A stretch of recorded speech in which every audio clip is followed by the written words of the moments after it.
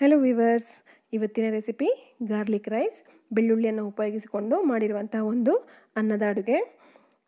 ಬೆಳ್ಳುಳ್ಳಿಯ ಉಪಯೋಗಗಳನ್ನು 1-2 ಅಂತ ಹೇಳೋಕ್ಕೆ ಸಾಧ್ಯನೇ ಇಲ್ಲ. ಬೆಳ್ಳುಳ್ಳಿಯಲ್ಲಿ ಅನೇಕ ವಿಧವಾದ ಪ್ರಯೋಜನಗಳು ನಮ್ಮ ದೇಹಕ್ಕಿದೆ. ಹಾಗಾದರೆ ಬನ್ನಿ ಈ ರೆಸಿಪಿಯನ್ನು ಸ್ಟಾರ್ಟ್ ಮಾಡೋಣ. ಇಲ್ಲಿ 1/4 ಕಪ್ಪಿನಕ್ಕಿಂತ ಸ್ವಲ್ಪ ಜಾಸ್ತಿ ಬೆಳ್ಳುಳ್ಳಿಯನ್ನು ನಾನು ತಗೊಂಡು ಒಂದು ಏರ್ ಟೈಟ್ ಕಂಟೈನರ್ ಅಥವಾ ಪ್ಲಾಸ್ಟಿಕ್ ಬ್ಯಾಗಲ್ಲಿ ಹಾಕಿ ಅದನ್ನು ಟೈಟಾಗಿ ಗಂಟು ಕಟ್ಟಿ ರೆಫ್ರಿಜಿರೇಟರಲ್ಲಿ ಒಂದು 15-20 ದಿನ ಇಟ್ಟರೆ ಈ ಥರ ಬೆಳ್ಳುಳ್ಳಿ ಮೊಳಕೆ ಬರುತ್ತೆ.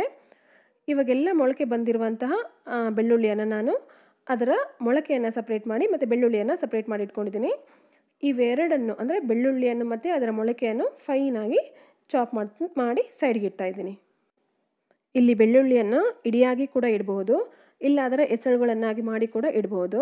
ನಾನಿಲ್ಲಿ ಬೆಳ್ಳುಳ್ಳಿಯನ್ನು ಎಸಳಾಗಿ ಬಿಡಿಸ್ಕೊಂಡು ಅದರ ಸಿಪ್ಪೆ ಸುಲಿದಿಲ್ಲ, ಜಸ್ಟ್ ಎಸಳುಗಳನ್ನಾಗಿ ಮಾಡಿಕೊಂಡು ಏರ್ ಟೈಟ್ ಕಂಟೈನರ್ನಲ್ಲಿ ಒಂದು 20 ದಿನ ಇಟ್ಟಿದ್ದೀನಿ. ಈ ರೆಸಿಪಿಯನ್ನು ಬೆಳ್ಳುಳ್ಳಿಯನ್ನು ಮೊಳಕೆ ಬರೆಸಿ ಮಾಡಬೇಕಂತೇನಿಲ್ಲ, ಬರೀ ಬೆಳ್ಳುಳ್ಳಿಯನ್ನು ಕೂಡ ಉಪಯೋಗಿಸ್ಕೊಳ್ಬೋದು.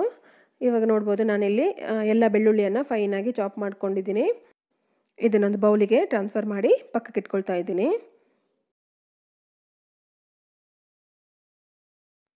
ಹಾಗೆಯೇ ಒಂದು 3 ಹಸಿರು ಮೆಣಸಿನಕಾಯಿನ ತೊಗೊಂಡು ಅದನ್ನು ಕೂಡ ಫೈನಾಗಿ ಚಾಪ್ ಮಾಡಿಕೊಂಡು ಸೈಡಿಗೆ ಇಟ್ಕೊಳ್ತಾ ಇದ್ದೀನಿ.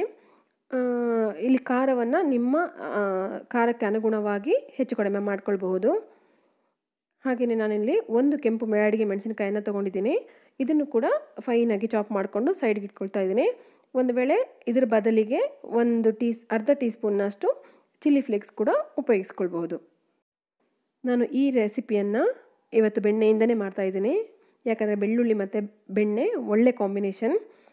ಇದ್ರ ಬೆಣ್ಣೆಯ ಬದಲಿಗೆ ನಾವು ತುಪ್ಪವನ್ನು ಕೂಡ ಉಪಯೋಗಿಸ್ಕೊಳ್ಬೋದು. ಇಲ್ಲಿ ನಾನು 2 ಟೇಬಲ್ ಸ್ಪೂನ್ನಷ್ಟು ಬೆಣ್ಣೆಯನ್ನು ತೊಗೊಂಡಿದ್ದೀನಿ.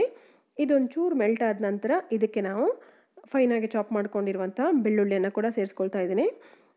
ಇದನ್ನು ಸ್ಲೋ ಫ್ಲೇಮಲ್ಲಿ ಅತ್ಯಂತ ಕಡಿಮೆ ಉರಿಯಲ್ಲಿ ಲೈಟಾಗಿ ಗೋಲ್ಡನ್ ಬ್ರೌನ್ ಆಗೋವರೆಗೆ ಇದನ್ನು ಫ್ರೈ ಮಾಡ್ಕೊಳ್ತಾ ಇರಬೇಕು. ಬೆಳ್ಳುಳ್ಳಿ ಲೈಟ್ ಬ್ರೌನ್ ಕಲರ್ಗೆ ಟರ್ನ್ ಆಗ್ತಾ ಇದೆ. ಈ ಸಮಯದಲ್ಲಿ ನಾವು ಹಚ್ಕೊಂಡಿರುವಂಥ ಹಸಿಮೆಣಸಿನಕಾಯನ್ನು ಹಾಕಿ ಒಂದು 30 ಸೆಕೆಂಡ್ ಇದನ್ನು ಫ್ರೈ ಮಾಡ್ಕೊಳ್ತಾ ಇದ್ದೀನಿ.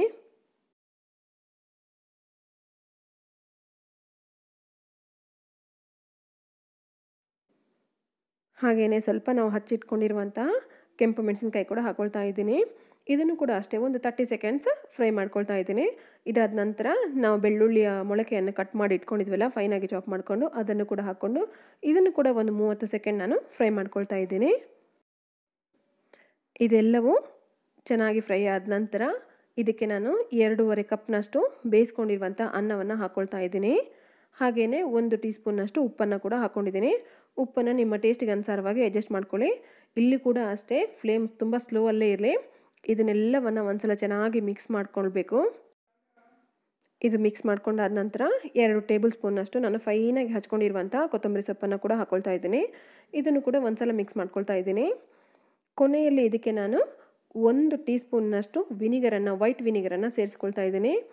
ವೈಟ್ ವಿನಿಗರ್ ಬದಲಿಗೆ ಆ್ಯಪಲ್ ಸೈಡರ್ ವಿನಿಗರ್ ಕೂಡ ಹಾಕ್ಕೊಳ್ಬೋದು. ವಿನಿಗರ್ ಹಾಕಿ ಒಂದು 30 ಸೆಕೆಂಡ್ ನಾವು ಇದನ್ನು ಕೈ ಆಡಿಸಿದ ಮೇಲೆ ಇಮಿಡಿಯೇಟಾಗಿ ಗ್ಯಾಸ್ ಆಫ್ ಮಾಡಿಬಿಡಿ. ಇಲ್ಲಿಗೆ ಸೂಪರ್ ಹೆಲ್ದಿ ಆಗಿರುವಂತಹ ಚಿಲ್ಲಿ ಗಾರ್ಲಿಕ್ ರೈಸ್ ರೆಡಿಯಾಗಿದೆ.